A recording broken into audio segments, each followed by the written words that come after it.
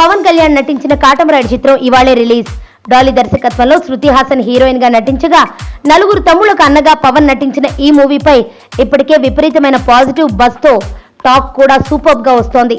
మరోవైపు కాటమరాయుడికి ప్రమోషన్స్ చేయడానికి పవన్ నో చెప్పాడనే టాక్ వినిపిస్తుండగా, త్రివిక్రమ్ తో చేయబోయే తన తర్వాతి ప్రాజెక్టుకు సన్నద్ధం అవుతున్నాడట పవర్ స్టార్.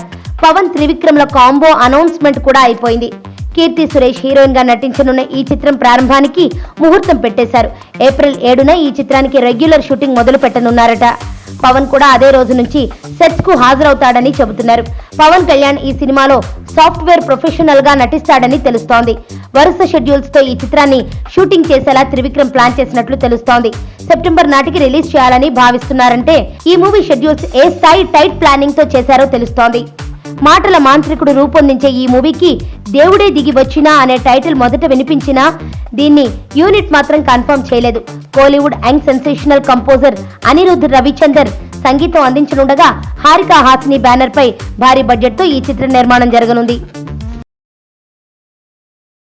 సుబ్బు, నీకు తెలుసా, నాకు ఎర్లీ మార్నింగ్ ఒక కల వచ్చింది. నువ్వు నన్ను జ్యువెలరీ షాప్కి తీసుకెళ్ళి వడ్డానం కొనిచ్చావంట. ఏ టైంకి? గుర్తులేదు సుబ్బు, 5 అనుకుంటా. అదే మరి 5కి మీ బాబు వచ్చి బిల్లు కట్టినట్టు నాకు కాల్ వచ్చింది.